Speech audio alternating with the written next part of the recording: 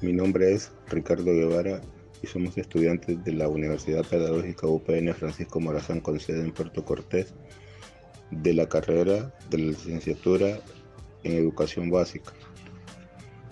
En el año de 1919 se encontraba en la postrimería de su periodo presidencial el doctor Francisco Beltrán Barahona.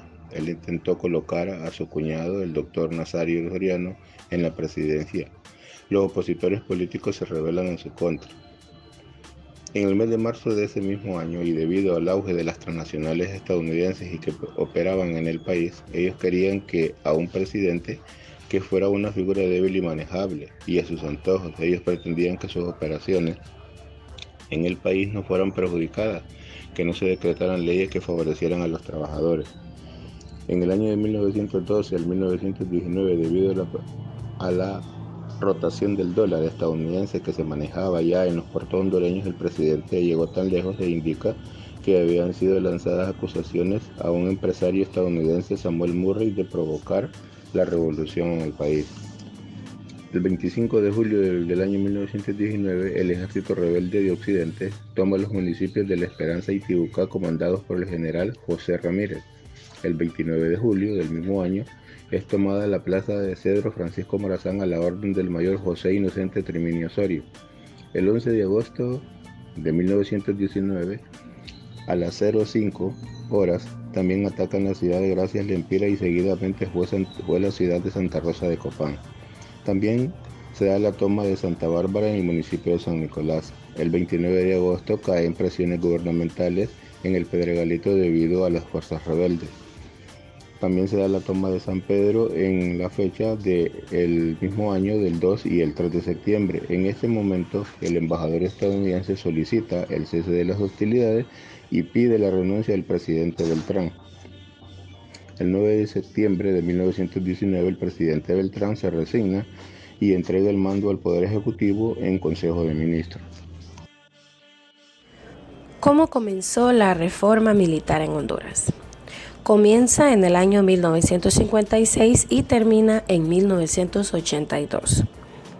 Esto es cuando se toma posesión la Junta Militar de Gobierno, integrada por el general Roque Rodríguez, coronel Héctor Carraccioli y el mayor Roberto Gálvez Barnes, iniciando la participación de las Fuerzas Armadas en asuntos políticos del país entre 1956 a 1957.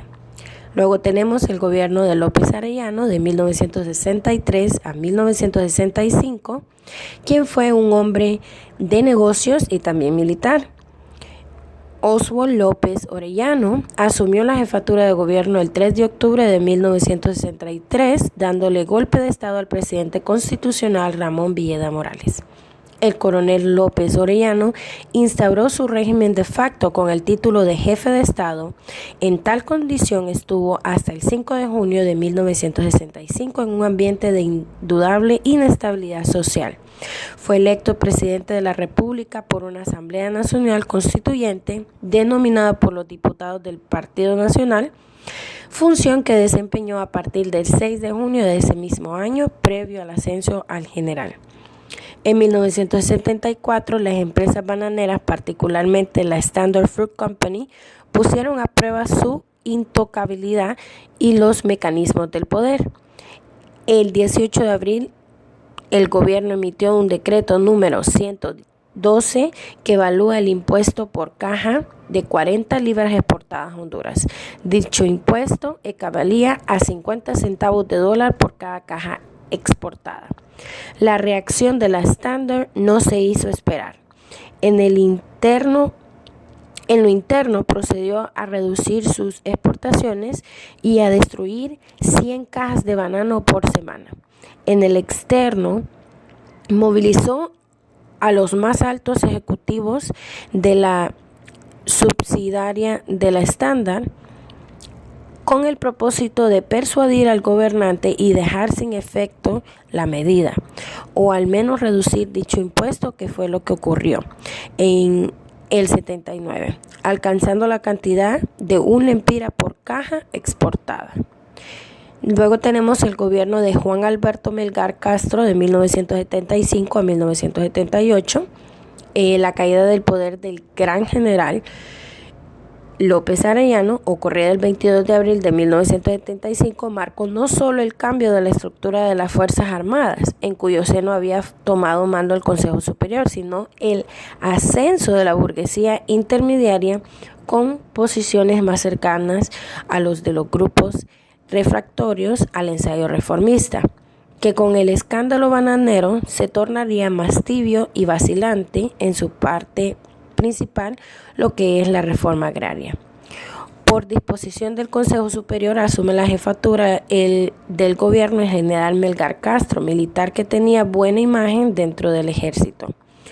Seguimos con el gobierno militar de la Junta Militar de 1978 a 1980. Otra Junta Militar tuvo en sus manos los distintos políticos y administrativos de nuestra república.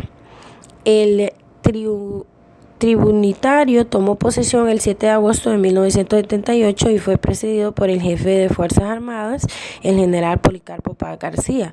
Lo integraron también el comandante de las Fuerzas Aéreas, coronel Domingo Álvarez Cruz, y el comandante de Fuerzas de Seguridad Pública, el teniente coronel Amílcar Zelaya Rodríguez. Tenemos el gobierno provisional de Policarpo Paz García de 1980 a 1982, quien también era un militar y hombre de negocios. Policarpo Paz García fue escogido por los partidos políticos en el Congreso como presidente provisional el 25 de junio de 1980.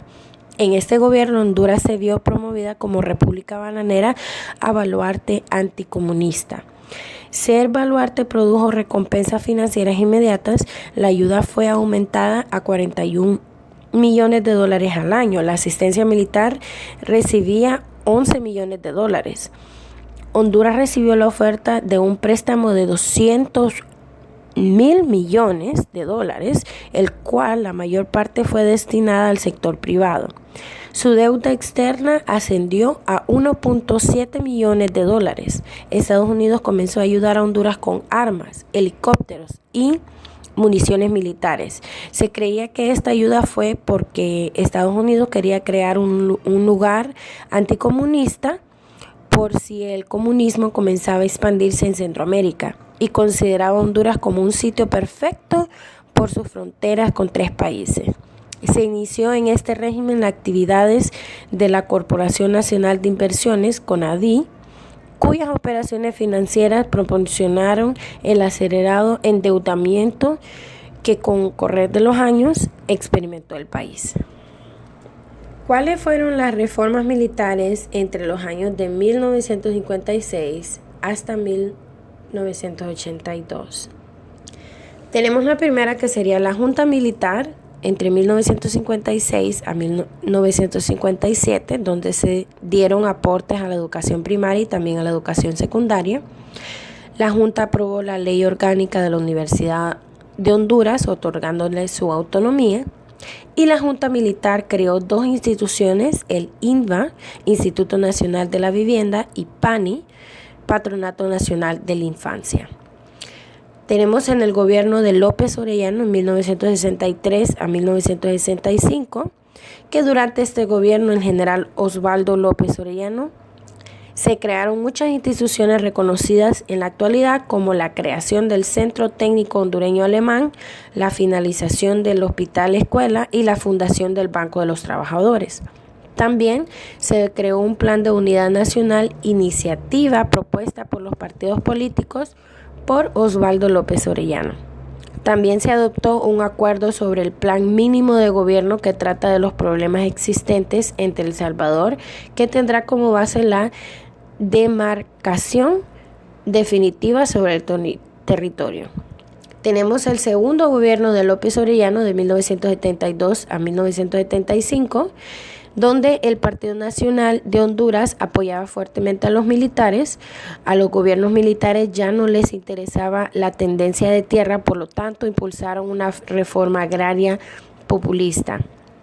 El gobierno de López Arellano y él mismo se vieron directamente implicados en el soborno bananero, perdiendo así definitivamente el poder.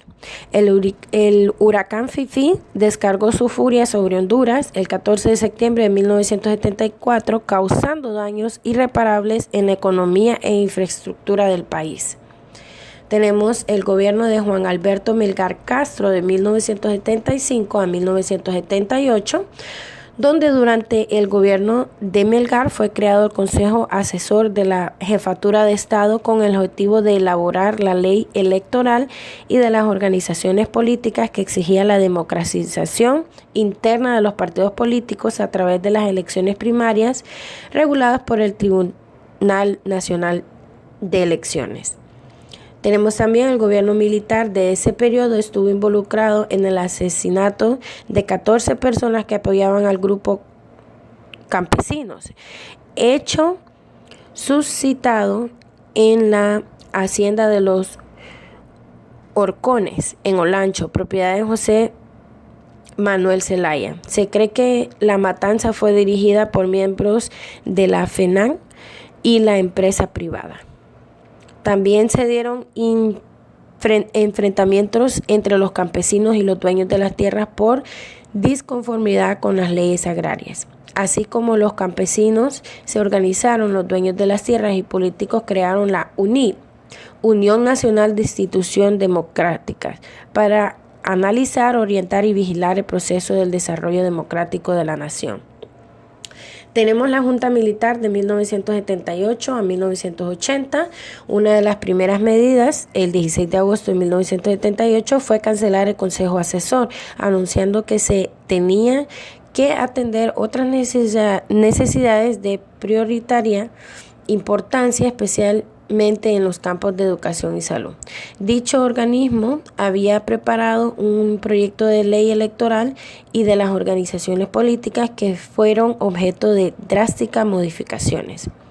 Se organiza una propuesta que incluía la intervención militar extranjera, planteaba la separación inmediata y definitiva del régimen somocista y la instalación de un gobierno democrático. Luego tenemos el gobierno provisional del general Policarpo Paz García de 1980 a 1982 y aquí fue electo por la Asamblea Nacional Constituyente como presidente provisional de la República. Se agudizó la crisis centroamericana, la lucha armada salvadoreña iba en aumento. La Asamblea Nacional Constituyente promulgó el 20 de abril la ley electoral y de las organizaciones políticas en las cuales fueron inscritos 4 partidos políticos. Honduras se vio promovida de la República Bananera a burlante anticomunista.